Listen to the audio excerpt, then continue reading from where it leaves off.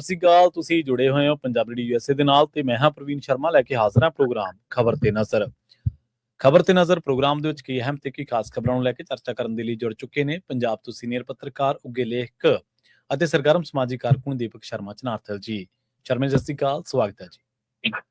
ਸਤਿ ਸ਼੍ਰੀ ਅਕਾਲ ਪ੍ਰਵੀਨ ਜੀ, ਸਾਰੇ ਦਰਸ਼ਕਾਂ ਨੂੰ ਸਰੋਤਿਆਂ ਨੂੰ ਪਿਆਰ ਭਰੀ ਸਤਿ ਸ਼੍ਰੀ ਅਕਾਲ। ਸਤਿ ਸ਼੍ਰੀ ਅਕਾਲ ਜੀ। ਪ੍ਰੋਗਰਾਮ ਦੇ ਵਿੱਚ ਅੱਗੇ ਵਧਣ ਤੋਂ ਪਹਿਲਾਂ ਧੰਨਵਾਦ ਕਰਦੇ ਚਲੀਏ ਸਪਾਂਸਰਸ ਦਾ, ਜਿਹੜੇ ਜ਼ਰੀਆ ਬਣਦੇ ਨੇ ਇਹਨਾਂ ਪ੍ਰੋਗਰਾਮਾਂ ਨੂੰ ਤੁਹਾਡੇ ਤੱਕ ਪਹੁੰਚਾਉਣ ਦੇ ਲਈ।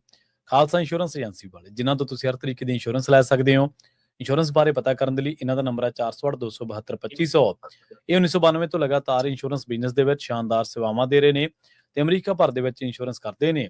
ਓਬਾਮਾ ਕੇਅਰ, ਮੈਡੀਕੇਅਰ ਜਾਂ ਫਿਰ ਕਵਰਡ ਕੈਲੀਫੋਰਨੀਆ ਬਾਬਤ ਪਾਲਿਸੀ ਕਰਵਾਉਣ ਦੇ ਲਈ, ਸਲਾਹ ਲੈਣ ਦੇ ਲਈ ਅੱਜ ਹੀ ਕਾਲ ਕਰੋ 408-272-2500 ਤੇ। ਟਰਕੀ ਇਮੀਗ੍ਰੇਸ਼ਨ ਲਾ ਫਰਮ ਵਾਲੇ ਜੇ ਟਰਕੀਆਣਾ ਟੋਨੀ ਟਰਕੀਆਣਾ ਦੇ ਨਾਲ ਤੁਸੀਂ ਯੂਐਸ ਇਮੀਗ੍ਰੇਸ਼ਨ ਬਾਬਤ ਕੋਈ ਵੀ ਸਲਾਹ ਕਰਨੀ ਹੈ, ਕੋਈ ਵੀ ਸਵਾਲ ਪੁੱਛਣਾ ਤੇ ਇਹਨਾਂ ਦਾ ਨੰਬਰ ਹੈ 4159090503। ਮਨਦੀਪ ਸਿੰਘ ਸੈਨ ਹੋਜ਼ੇ, ਓਮਕਾਰ ਸਿੰਘ ਫਰੈਜ਼ਨੋ, ਗੁਰਨਾਮ ਸਿੰਘ ਐਂਟੀਲੀਓਪ, ਮਨਦੀਪ ਢਿੱਲੋਂ ਯੂਨੀਵਰਸਿਟੀ ਤੇ ਲਾਲੀ ਸਿੰਘ ਗਰੇਵਾਲ ਫਰੀਮੌਂਟ ਤੋਂ। ਇਹਨਾਂ ਸਾਰੇ ਹੀ ਸਪਾਂਸਰਸ ਦਾ ਬਹੁਤ ਬਹੁਤ ਧੰਨਵਾਦ। ਤੇ ਜੇਕਰ ਤੁਸੀਂ ਵੀ ਪੰਜਾਬੀ ਡੀਐਸਏ ਦੇ ਇਹਨਾਂ ਪ੍ਰੋਗਰਾਮਾਂ ਨੂੰ ਸਪਾਂਸਰ ਕਰਨਾ ਚਾਹੁੰਦੇ ਹੋ ਤਾਂ ਸਟੂਡੀਓ ਦਾ ਨੰਬਰ ਹੈ 408-272-5200। ਅੱਜ ਦਾ ਇਹ ਖਬਰ ਤੇ ਨਜ਼ਰ ਪ੍ਰੋਗਰਾਮ ਸਾਲ 2026 ਦੀ 4 ਅਗਸਤ ਦਾ ਪ੍ਰੋਗਰਾਮ ਹੈ ਤੇ ਦਿਨ ਅੱਜ ਮੰਗਲਵਾਰ ਹੈ। ਖਬਰਾਂ ਦੇ ਵਲਾਈਏ ਸ਼ਰਮਾ ਜੀ, ਸਿਆਸੀ ਰੌਲੇ ਰੱਪੇ ਤਾਂ ਬਹੁਤ ਪੈ ਰਹੇ ਨੇ, ਪਰ ਖਬਰਾਂ ਦੀ ਸ਼ੁਰੂਆਤ ਕਰੀਏ ਪੰਜਾਬ ਦੇ ਹੱਕ ਹਕੂਕ ਤੋਂ, ਪੰਜਾਬ ਦੇ ਜਨ ਤੋਂ, ਪੰਜਾਬ ਦੀ ਜਨਤਾ ਤੋਂ। SIR ਜਿਹੜੀ ਹੋਈ ਹੈ, ਜਿਹੜਾ ਪਹਿਲਾ ਫੇਜ਼ ਇਹਦਾ ਕੰਪਲੀਟ ਹੋਇਆ, ਉਹਦੇ ਵਿੱਚ ਖਬਰ ਨਿਕਲ ਕੇ ਆ ਰਹੀ ਹੈ ਕਿ ਪੰਜਾਬ ਦੀ ਜਿਹੜੀ ਵੋਟਰ ਸੂਚੀ ਹੈ 20 ਲੱਖ ਵੋਟਰਾਂ ਦਾ ਸਫਾਇਆ ਕਰ ਦਿੱਤਾ ਜੀ ਉਹਦੇ ਵਿੱਚੋਂ। ਪ੍ਰਵੀਨ ਜੀ, ਇਹ ਸੂਚੀ ਦੇਖ ਕੇ, ਸਮਝ ਕੇ, ਸੁਣ ਕੇ ਜਿਹੜੀ ਪ੍ਰੈਸ ਕਾਨਫਰੰਸ ਪੰਜਾਬ ਚੋਣ ਕਮਿਸ਼ਨ ਮੁਖੀ ਵੱਲੋਂ ਕੀਤੀ ਗਈ ਹੈ ਜੀ, ਉਹਦੇ ਆਧਾਰ ਤੇ ਜੇ ਜਾਈਏ ਤਾਂ ਇੱਕ ਪਾਸੇ ਤਾਂ ਲੱਗਦਾ ਕਿ ਲੈ ਵੀ ਜੇ 20 ਲੱਖ ਦਾ ਸਫਾਇਆ ਚੋਂ ਕਿੰਨੇ ਬਾਹਰੀ ਹੋਣਗੇ। ਕਦੇ ਲੱਗਦਾ ਕਿ ਕਿਤੇ ਇਹ ਤਾਂ ਨਹੀਂਗਾ ਕਿ ਹਰ ਹਲਕੇ ਚੋਂ ਉਨੀਆਂ ਵੋਟ ਚੱਕਤੀਆਂ ਵੀ ਜਿੰਨੀਆਂ ਨਾਲ ਆਪਣੀ ਸੈਟਿੰਗ ਹੋ ਸਕੇ। ਸੋ ਬਹੁਤ ਤਰ੍ਹਾਂ ਦੇ ਸ਼ੱਕ, ਜਦੋਂ ਕਿ ਮੈਂ ਪਹਿਲਾਂ ਵੀ ਗੱਲ ਕਰ ਰਿਹਾ ਕਿ BLO ਸਾਡੇ ਹੀ ਮੁੰਡੇ ਨੇ ਜੀ। ਕਈ ਚੀਜ਼ਾਂ ਨੇ ਕਿ ਕਿੰਨਿਆਂ ਦੇ ਫਾਰਮ ਆ ਗਏ, ਕਿੰਨਿਆਂ ਦੇ ਫਾਰਮ ਉਪਲਬਧ ਹੋਏ, ਕਿੰਨਿਆਂ ਦੇ ਦਸਤਾਵੇਜ਼ ਮੈਚ ਕੀਤੇ, ਕਿੰਨਿਆਂ ਦੀ ਮੌਤ ਵਾਲਾ ਮਾਮਲਾ ਹੈ, ਕਿੰਨਿਆਂ ਦਾ ਸੂਬਾ ਛੱਡਣ ਵਾਲਾ ਮਾਮਲਾ ਹੈ, ਕਿੰਨਿਆਂ ਦੇ ਨਾਮ ਪਤੇ ਗਲਤ ਵਾਲਾ ਮਾਮਲਾ ਹੈ। ਸੋ ਇਹ ਸਾਰੇ ਮਿਲਾ ਕੇ ਫਿਲਹਾਲ 20,66,000 ਵੋਟਰ ਜਿਹੇ ਨੇ ਜਿਹੜਾ ਦਾ ਇਹ ਅੰਦਾਜ਼ਾ ਮੋਟਾ ਕਿ ਇਹ ਵੋਟਰ ਸੂਚੀ ਚੋਂ ਬਾਹਰ ਹੋ ਜਾਣਗੇ। ਠੀਕ ਹੈ ਜੀ। ਜਿਹੜੀ ਹੁਣ ਤੱਕ ਦੀ ਸਾਡੀ ਵੋਟਰ ਸੂਚੀ ਸੀ, ਉਹ ਜਦੋਂ ਨਵੇਂ ਰੂਪ ਚ ਜੇ ਆਵੇ ਤਾਂ ਅੱਜ ਵਾਲੀ ਜੋ ਪ੍ਰਕਿਰਿਆ ਮੁਕੰਮਲ ਹੋਈ ਹੈ, ਪਹਿਲੇ ਗੇੜ ਦੀ ਫਾਰਮ ਭਰਨ ਵਾਲੀ ਪ੍ਰਕਿਰਿਆ ਸੀ ਜਿਹੜੀ ਦੀ ਡੇਟ 3 ਅਗਸਤ ਤੱਕ ਵਧਾ ਲਈ ਗਈ ਸੀ। ਸੋ ਉਹਦੇ ਵਿੱਚੋਂ 20,66,000 ਵੋਟਰ ਸਫਾਇਆ ਹੋ ਜਾਣਗੇ। ਹੁਣ ਇਹਦੇ ਵਿੱਚੋਂ ਜੇ ਤੁਸੀਂ ਦੇਖੋ ਤਾਂ 12 ਲੱਖ ਵੋਟਰ ਤਾਂ ਉਹ ਨੇ ਜਿਨ੍ਹਾਂ ਦੀ ਮੈਪਿੰਗ ਹੀ ਨਹੀਂ ਹੋ ਸਕੀ ਜੀ, ਜਿਨ੍ਹਾਂ ਦਾ ਮੈਚ ਨਹੀਂ ਕੀਤਾ ਡਾਟਾ, ਮਤਲਬ ਪੁਰਾਣਾ ਵੋਟ ਤੇ ਨਵੀਂ ਵੋਟ ਦਾ। ਫਿਰ ਇਹਦੇ ਵਿੱਚੋਂ 5.6 ਲੱਖ 5,74,000 ਵੋਟਰ ਉਹ ਹੈ ਜਿਹੜਾ ਵੋਟਰ ਸੂਚੀ ਦਰਜ ਸੀ ਪਰ ਉਹ ਮੌਤ ਹੋ ਚੁੱਕੀ ਹੈ। ਠੀਕ ਹੈ, ਮਤਲਬ ਇਹ ਆਪਣੇ ਆਪ ਚ ਇਹ ਉਹ ਵੋਟਾਂ ਨੇ ਜਿਹੜੀਆਂ ਪੈ ਜਾਂਦੀਆਂ ਸੀ ਫਿਰ, ਮਤਲਬ ਹੈ ਨਾ, ਬੰਦਾ ਇਸ ਦੁਨੀਆ ਤੋਂ ਚਲਾ ਗਿਆ ਤਾਂ ਵੀ ਉਹਦੀਆਂ ਵੋਟਾਂ ਪੈ ਰਹੀਆਂ ਕਿਤੇ ਨਾ ਕਿਤੇ। ਸੋ 5,74,000 ਦੇ ਕਰੀਬ ਉਹ ਨੇ ਜਿਹੜੇ ਵੋਟਰ ਸੂਚੀ ਚ ਜਿਉਂਦੇ ਨੇ, ਠੀਕ ਹੈ, ਪਰ ਹਕੀਕਤ ਚ ਹੈ ਨਹੀਂਗੇ। ਫਿਰ 4 ਲੱਖ ਤੋਂ ਵੱਧ ਵੋਟਰ ਉਹ ਨੇ ਜਿਹੜੇ ਟਰੇਸ ਹੀ ਨਹੀਂ ਹੋਏ, ਜਿਹੜੇ ਲੱਭੇ ਹੀ ਨਹੀਂ।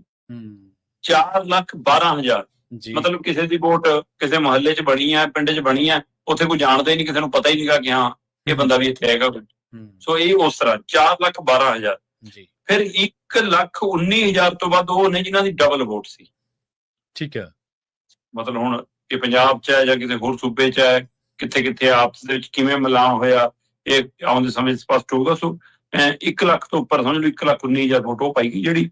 ਸੋ ਇਹ ਕੁੱਲ ਮਿਲਾ ਕੇ 20 ਲੱਖ ਦਾ ਡਾਟਾ ਬਣਦਾ। ਜੇ ਮੈਂ ਇਸ ਨੂੰ ਇਸ ਤਰੀਕੇ ਨਾਲ ਦੇਖਾਂ ਕਿ ਬਕਾਇਦਾ ਤੌਰ ਤੇ ਜਿਹੜੀ ਪ੍ਰੈਸ ਕਾਨਫਰੰਸ ਕੀਤੀ ਹੈ ਪੰਜਾਬ ਦੀ ਜਿਹੜੀ ਮੁਖੀ ਨੇ ਬੀਬੀ, ਸੋ ਉਹਨਾਂ ਦੇ ਅਨੁਸਾਰ ਅਨੰਤਤਾ ਮਿੱਤਰਾ ਉਹ ਕਹਿੰਦੇ 25 ਜੂਨ ਤੋਂ ਲੈ ਕੇ 3 ਅਗਸਤ ਤੱਕ ਅਸੀਂ ਇਹ ਪ੍ਰਕਿਰਿਆ ਅਪਣਾਈ ਕੇ ਫਾਰਮ ਭਰੇ ਸਾਰਾ ਕੁਝ, ਤੇ ਸੂਬੇ ਦੇ ਸਾਰੇ 23 ਜ਼ਿਲ੍ਹਿਆਂ ਦੀਆਂ 117 ਵਿਧਾਨ ਸਭਾ ਹਲਕਿਆਂ ਦੇ ਵਿੱਚ 2,14,61,043 ਰਜਿਸਟਰਡ ਵੋਟਰਾਂ ਦਾ ਮਿਲਾਨ ਕਰਨ ਦੀ ਪ੍ਰਕਿਰਿਆ ਮੁਕੰਮਲ ਕੀਤੀ ਹੈ। ਠੀਕ ਹੈ ਜੀ। 2,14,61,043 ਉਹ ਇਹਦੇ ਵਿੱਚੋਂ 1,93,94,408 ਵੋਟਰ ਨੇ ਆਪਣੇ ਫਾਰਮ, ਮਤਲਬ ਕਿ ਆਪਾਂ ਕਹਿ ਸਕਦੇ ਹਾਂ ਕਿ ਉਹ ਫਾਰਮ ਕੰਪਲੀਟ ਕੀਤੇ ਆ ਪ੍ਰਕਿਰਿਆ ਚ। ਜੀ ਜੀ। ਤੁਸੀਂ ਦੇਖੋ ਕਿ ਵੋਟ ਹੈਗੀ 2,14,00,000 ਤੋਂ ਉੱਪਰ, ਪਰ ਜਿਹੜਾ ਫਾਰਮ ਕੰਪਲੀਟ ਵਾਲੀ ਪ੍ਰਕਿਰਿਆ 1,93,94,000 ਹੈ। ਮਤਲਬ ਲਗਭਗ 1,95,00,000 ਦੇ ਕਰੀਬ ਹੈ। ਸੋ ਇਸ ਤਰੀਕੇ ਨਾਲ ਫਿਰ ਕਹਿੰਦੇ ਕਿ ਜਿਹੜੇ ਜਮਾ ਕੀਤੇ ਗਏ ਪਰ 20,66,635 ਫਾਰਮ ਸਾਨੂੰ ਮਿਲੇ ਹੀ ਨਹੀਂ। ਠੀਕ ਹੈ, ਅੱਛਾ। ਮਤਲਬ ਜੇ ਵੋਟਰ ਸੂਚੀ 'ਚ ਸੀ ਤਾਂ ਉਹਨਾਂ ਦੇ ਨਾਂ ਤੇ ਫਾਰਮ ਬਣ ਕੇ ਆਇਆ, ਤੇ ਕੋਈ ਬੰਦਾ ਜਿਉਂਦਾ ਹੀ ਨਹੀਂ, ਫਿਰ ਉਹਦਾ ਫਾਰਮ ਕਿਵੇਂ ਭਰਿਆ ਜਾਊਗਾ? ਕੋਈ ਬੰਦਾ ਲੱਭੇ ਹੀ ਨਹੀਂ, ਉਹਦਾ ਫਾਰਮ ਕਿਵੇਂ ਭਰਿਆ ਜਾਊਗਾ? ਸਹੀ। ਸੋ ਇਸ ਤਰੀਕੇ ਨਾਲ 20,66,635 ਫਾਰਮ ਸਾਡੇ ਕੋਲ ਨਹੀਂ ਆਏ ਜੀ, ਤੇ ਕੁੱਲ ਵੋਟਰਾਂ ਦਾ ਇਹ 9.63% ਬਣਦਾ।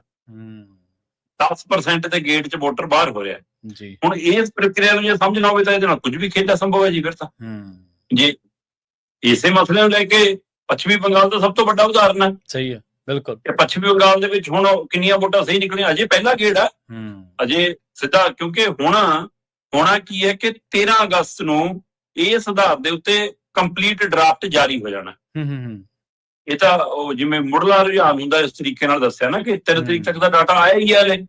ਸਹੀ ਹੈ। ਸੋ ਹੁਣ ਇਹਨੂੰ ਡਰਾਫਟਿੰਗ ਕਰਕੇ ਇੱਕ ਪੰਜਾਬ ਦੀ ਕੱਚੀ ਵੋਟਰ ਸੂਚੀ ਜਾਂ ਖਰੜਾ ਰੂਪੀ ਵੋਟਰ ਸੂਚੀ ਉਹ 13 ਅਗਸਤ ਨੂੰ ਜਨਤਕ ਕਰ ਦੇਣੀ ਹੈ। ਸਹੀ। ਫਿਰ ਉਹਦੇ ਆਧਾਰ ਦੇ ਉੱਤੇ ਤੁਹਾਡੇ ਕੋਲ 1 ਮਹੀਨੇ ਦਾ ਸਮਾਂ ਹੋਏਗਾ ਕਿ ਤੁਸੀਂ ਉਹਦੇ ਵਿੱਚ ਆਪਣੀ ਵੋਟ ਨਹੀਂ ਲੱਭਦੀ ਤੁਹਾਨੂੰ, ਤੁਸੀਂ ਹੈਗੇ ਹੋ, ਤੁਸੀਂ ਫਾਰਮ ਭਰਿਆ ਜਾਂ ਤੁਹਾਡਾ ਫਾਰਮ ਕਿਉਂ ਨਹੀਂ ਆਇਆ, ਤੁਹਾਡੇ ਨਾਮ ਤੇ ਗਲਤੀ ਤੇ ਸ਼ੰਕੇ ਸ਼ੋਭੇ ਨੇ, ਤੁਹਾਨੂੰ ਮ੍ਰਿਤਕਾਂ 'ਚ ਦਿਖਾਤਾ ਤੁਸੀਂ ਜਿਉਂਦੇ ਹੋ, ਤੁਸੀਂ ਮਰੇ, ਤੁਹਾਡੇ ਪਰਿਵਾਰ ਦਾ ਜੀ ਹੈ ਨਹੀਂਗਾ, ਮਰ ਚੁੱਕਿਆ ਤੇ ਉਹਨੂੰ ਜਿਉਂਦਿਆਂ 'ਚ ਦਿਖਾਤਾ। ਉਹ ਸਾਰਾ ਕੁਝ ਫਿਰ ਹੁਣ ਤੁਹਾਡੇ ਕੋਲ 1 ਮਹੀਨਾ ਸਮਾਂ ਹੋਊਗਾ ਆਪਣੇ ਦਾਅਵੇ, ਆਪਣੀਆਂ ਸ਼ਿਕਾਇਤਾਂ, ਆਪਣਾ ਸਫਾਈ ਦਰਜ ਕਰਾਉਣ ਲਈ। ਫਿਰ ਉਸ ਤੋਂ ਬਾਅਦ ਕੁਝ ਨਹੀਂ, ਫਿਰ ਫਾਈਨਲ ਸੂਚੀ 12 ਅਕਤੂਬਰ ਨੂੰ ਆ ਜਾਊਗੀ। ਸੋ ਹੁਣ 12 ਲੱਖ ਵੋਟਰਾਂ ਦੀ ਜੇ ਮੈਪਿੰਗ ਨਾ ਹੋਵੇ ਤਾਂ ਇਹ ਸਵਾਲ ਤਾਂ ਹੈਗਾ, ਤੇ ਕੁੱਲ ਇਹ ਅੰਕੜਾ 20 ਲੱਖ ਦੇ ਪਾਰ ਹੈ। ਹੁਣ ਉਹਦੇ ਵਿੱਚੋਂ ਦੇਖਦੇ ਹਾਂ, ਸਭ ਤੋਂ ਵੱਧ ਮੈਂ ਦੇਖ ਰਿਹਾ ਸੀ ਲੁਧਿਆਣਾ ਦਾ ਮਾਮਲਾ ਆ ਰਿਹਾ। ਠੀਕ ਹੈ ਜੀ, 4,16,000। ਹੁਣ ਲੁਧਿਆਣੇ ਚੋਂ ਬਾਹਰੀ ਵੋਟ ਹੈ, ਕੀ ਉਹਨਾਂ ਦੀ ਦੋਹਰੀ ਵੋਟ ਵਾਲਾ ਮਸਲਾ ਜ਼ਿਆਦਾ ਜਾਂ ਕੀ ਮਸਲਾ ਸੀ ਕਿ ਉਹਨਾਂ ਨੇ ਇੱਥੋਂ ਹੁਣ ਕਟਾ ਲਈ, ਪਹਿਲਾਂ ਹੈਗੀ ਸੀ ਹੁਣ ਦੁਬਾਰਾ ਆਪਣੇ ਸੂਬਿਆਂ ਨੂੰ ਚਲੇ ਗਏ, ਯੂਪੀ ਬਿਹਾਰ ਨੂੰ, ਇਹ ਹੈ? ਹਾਂਜੀ, ਬਿਲਕੁਲ। ਜਾਂ ਕੋਈ ਹੋਰ ਮਾਮਲਾ ਹੈ, ਜਾਂ ਪਹਿਲੀ ਪ੍ਰਕਿਰਿਆ ਤਾਂ ਇਹ ਹੋਵੇ ਕਿ ਸਾਨੂੰ ਇਹੀ ਦਿਖੇ ਕਿ ਇਹ ਹੈ, ਪਰ ਦੂਸਰੀ ਪ੍ਰਕਿਰਿਆ ਜਿਹੜੀ ਨਵੀਂ ਵੋਟਰ ਬਣਨਗੇ ਉਹ ਕਦੋਂ ਦਰਜ ਕਰਨੇ ਆ, ਉਹ ਕਦੋਂ ਦੱਸਣੇ ਆ? ਉਹ ਸਵਾਲ ਅਜੇ ਖੜਾ ਕਿ ਨਵਿਆਂ ਦੇ ਫਾਰਮ ਵੀ ਲੈਣ ਸ਼ੁਰੂ ਕਰਤੇ ਜਿਹੜੇ, ਉਹਦੇ ਵਿੱਚ ਬਾਹਰੀ ਤਾਂ ਨਹੀਂ ਜਿਆਦਾ ਨਵੇਂ ਬਣਨਗੇ, ਹੁਣ ਇਹ ਵੀ ਅਜੇ ਸਵਾਲ ਖੜਾ। ਸੋ ਦੂਏ ਨੰਬਰ ਦੇ ਉੱਤੇ ਜੇ ਮੈਂ ਗੱਲ ਕਰਾਂ ਤਾਂ ਅਜੇ ਇਸ ਤਰੀਕੇ ਨਾਲ ਸਭ ਤੋਂ ਵੱਧ ਲੁਧਿਆਣਾ ਤੇ 4,16,000 ਵੋਟ ਕੱਟਣਗੇ ਕਹਿੰਦੇ। ਠੀਕ ਹੈ। ਤੇ ਇਸੇ ਤਰ੍ਹਾਂ ਮਾਨਸਾ ਦੇ ਨੇ ਫਿਰ 5,94,000 ਵੋਟਰਾਂ ਦੇ ਵਿੱਚੋਂ 21,943। ਮਰੇਲਕੋਟਲਾ ਦੇ ਵਿੱਚ ਵੀ 18,780। ਸੰਗਰੂਰ ਦੇ ਵਿੱਚ 5,53,486। ਪਠਾਨਕੋਟ ਦੇ ਵਿੱਚ ਵੀ 29,914। ਮੁਕਤਸਰ ਸਾਹਿਬ ਦੇ ਵਿੱਚ 41,000। ਬਠਿੰਡਾ ਦੇ ਵਿੱਚ 65,000। ਮੋਗਾ ਦੇ ਵਿੱਚ 48,000। ਏਦਾਂ ਕੁੱਲ ਆਪਾਂ 20 ਲੱਖ ਵੋਟਰਾਂ ਦਾ ਹਵਾਲਾ ਦੇ ਰਹੇ ਹਾਂ ਕਿ ਜਿਹੜੇ ਪਹਿਲੀ ਨਜ਼ਰੇ ਵੋਟਰ ਸੂਚੀ ਚੋਂ ਫਿਲਹਾਲ ਬਾਹਰ ਬੈਠੇ। ਜੀ ਬਿਲਕੁਲ। ਸੋ ਦੇਖਦੇ ਹਾਂ ਅੱਗੇ ਕੀ ਹੁੰਦਾ, ਪਰ ਇਹ ਤਾਂ ਇੱਕ ਵਾਰੀ ਤਾਂ ਜਿਹੜੇ ਸ਼ਾਂਕੇ ਸ਼ੋਭੇ ਨੇ ਉਹ ਪੂਰੀ ਤਰ੍ਹਾਂ ਪੱਛਮੀ ਬੰਗਾਲ ਵਰਗੇ ਨੇ। ਬਾਅਦ ਦੇ ਵਿੱਚ ਅਦਾਲਤਾਂ ਹੀ ਕਹਿੰਦੀਆਂ ਨੇ, ਉਹ ਕਹਿੰਦੀਆਂ ਕਿ ਚਲੋ ਇੱਕ ਵਾਰੀ ਤਾਂ ਵੋਟ ਦਾ ਅਧਿਕਾਰ ਖੁੱਸ ਗਿਆ, ਦੂਜੀ ਵਾਰੀ ਬਣਾ ਲਓ। ਦੂਜੀ ਵਾਰੀ ਨੂੰ ਕੀ ਪਤਾ ਕੀ ਹੋਣਾ, ਜਨਰਲ ਤਾਂ ਨਤੀਜੇ ਆ ਜਾਂਦੇ ਨੇ। ਹਾਂਜੀ, ਬਿਲਕੁਲ। ਸਰਕਾਰ ਬਣਨ ਤੋਂ ਬਾਅਦ ਕੀ ਬੰਦਾ ਕਰੂਗਾ? ਵੀ ਵੋਟ ਦੁਬਾਰੇ ਪਾਉਣ ਥੋੜਾ ਜਾਊਗਾ, ਉਹਦੀ ਵੋਟ ਮਾਰੇ ਕੋਈ ਸਰਕਾਰ ਥੋੜਾ ਕਹੂਗੀ ਕਿ ਭਾਈ ਦੁਬਾਰੇ ਪਾਲਾ ਵੋਟ, ਅਸੀਂ ਉਡੀਕਦੇ ਹਾਂ ਤੈਨੂੰ। ਅਗਲੀ ਗੱਲ ਕਰੀਏ ਪੰਜਾਬ ਦੇ ਸਾਂਝ ਕੇਂਦਰਾਂ ਦੀ। ਕਹਿੰਦੇ ਸਭ ਤੋਂ ਜ਼ਿਆਦਾ ਪ੍ਰਚਾਰਿਆ ਗਿਆ ਜਿਹੜਾ ਹੁਣ ਤੱਕ ਖਾਤੇ ਨਾਲ ਵੀ ਲਿੰਕ ਹੈ, ਹੋਰ ਡਰਾਈਵਿੰਗ ਲਾਇਸੈਂਸ ਲਈ ਵੀ ਜ਼ਰੂਰੀ ਹੈ, ਸਾਰੇ ਕਿਤੇ ਲਈ ਜ਼ਰੂਰੀ ਹੈ, ਆਧਾਰ ਕਾਰਡ, ਉਹ ਹੁਣ ਕਹਿੰਦੇ ਪੰਜਾਬ ਦੇ ਸਾਂਝ ਕੇਂਦਰਾਂ 'ਚ ਚੱਲਣੇ ਨਹੀਂ ਜੀ। ਪ੍ਰਵੀਨ ਜੀ, ਵੈਸੇ ਤਾਂ ਮੈਨੂੰ ਸਮਝ ਨਹੀਂ ਆਉਂਦਾ ਇਹ ਡਾਕੂਮੈਂਟ ਫਿਰ ਸਰਕਾਰ ਰੱਦ ਕਿਉਂ ਨਹੀਂ ਕਰ ਦਿੰਦੀ। ਤੁਸੀਂ ਜਦੋਂ ਇਹਨੂੰ ਸਾਹਮਣੇ ਲਿਆਂਦਾ ਸੀ ਤਦ ਇਸ ਨੂੰ ਅਮਰੀਕਾ ਦੇ ਗ੍ਰੀਨ ਕਾਰਡ ਵਾਂਗ ਪੇਸ਼ ਕੀਤਾ ਸੀ ਕਿ ਜਿਵੇਂ ਅਮਰੀਕਾ ਦਾ ਗ੍ਰੀਨ ਕਾਰਡ ਹੈ ਉਵੇਂ ਇੰਡੀਆ ਦੇ ਵਿੱਚ ਆਧਾਰ ਕਾਰਡ ਹੈ। ਜੀ ਸਹੀ ਹੈ ਕਿ ਤੁਹਾਡੇ ਕੋਲ ਆਧਾਰ ਕਾਰਡ ਹੈ, ਇਹਦਾ ਮਤਲਬ ਤੁਸੀਂ ਜਿਉਂਦੇ ਹੋ, ਤੁਹਾਡੀ ਪਹਿਚਾਣ ਹੈ, ਤੁਹਾਡੀ ਹੋਂਦ ਹੈ, ਤੁਹਾਡਾ ਅਤਾ ਪਤਾ ਹੈ, ਤੁਹਾਡਾ ਅਸਲ ਦੇ ਵਿੱਚ ਮਤਲਬ ਕਿ ਇਸ ਨੂੰ ਇੱਕ ਤਰੀਕੇ ਨਾਲ ਤੁਹਾਡੇ ਨਾਗਰਿਕਤਾ ਦੇ ਪ੍ਰੂਫ ਵਜੋਂ ਬਿਨਾਂ ਕਿਹਾ ਉਭਾਰਿਆ। ਪਰ ਹੁਣ ਤਾਂ ਇਹਨੂੰ ਛੱਡੋ, ਕਹਿੰਦੇ ਪਾਸਪੋਰਟ ਵੀ ਤੁਹਾਡੀ ਨਾਗਰਿਕਤਾ ਦਾ ਸਬੂਤ ਨਹੀਂ, ਆਧਾਰ ਕਾਰਡ ਵੀ ਤੁਹਾਡੀ ਨਾਗਰਿਕਤਾ ਦਾ ਸਬੂਤ ਨਹੀਂ, ਤੁਹਾਡੀ ਨਾਗਰਿਕਤਾ ਦਾ ਸਬੂਤ ਤੁਹਾਡਾ ਵੋਟਰ ਕਾਰਡ ਵੀ ਨਹੀਂ, ਤੁਹਾਡਾ ਰਾਸ਼ਨ ਕਾਰਡ ਵੀ ਨਹੀਂ। ਫਿਰ ਜਦੋਂ ਇਹ ਦਸਤਾਵੇਜ਼ ਹੈ ਨਹੀਂ ਗੇ, ਫਿਰ ਇਹ ਹੋਂਦ ਚ ਕੀ ਕਰਦੇ ਨੇ? ਸਹੀ। ਚਲੋ ਉੱਥੇ ਤੱਕ ਨਹੀਂ ਚੱਲਿਆ, ਫਿਰ ਬੰਦੇ ਨੂੰ ਲੱਗਦਾ ਕਿ ਕੋਈ ਗੱਲ ਨਹੀਂ, ਨਾਗਰਿਕਤਾ ਦਾ ਸਬੂਤ ਨਾ ਸੀ, ਮੇਰੇ ਮੇਰੇ ਪਹਿਚਾਣ ਦਾ ਪ੍ਰੂਫ ਤਾਂ ਹੈਗਾ, ਮੇਰੇ ਪਤੇ ਦਾ ਪ੍ਰੂਫ ਤਾਂ ਹੈਗਾ।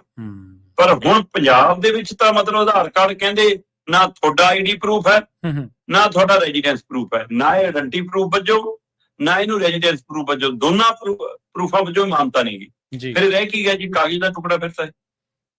ਫਿਰ ਇਹਦੀ ਅਹਿਮੀਅਤ ਇੰਨੀ ਕਿਉਂਕਿ ਰਜਿਸਟਰੀ 'ਚ ਵੀ ਨੰਬਰ ਇਹਦਾ, ਪਾਸਪੋਰਟ ਦੀ ਇਨਕੁਆਇਰੀ ਸਮੇਂ ਵੀ ਨੰਬਰ ਇਹਦਾ, ਜਵਾਕ ਦੀ ਐਡਮਿਸ਼ਨ ਸਮੇਂ ਵੀ ਨੰਬਰ ਇਹਦਾ, ਕੁਝ ਵੀ ਕਰਨਾ ਦੇ ਦਿਓ ਜੀ ਆਧਾਰ ਕਾਰਡ, ਸਿਮ ਵੀ ਲੈਣੀ ਹੈ ਤਾਂ ਵੀ ਆਧਾਰ ਕਾਰਡ।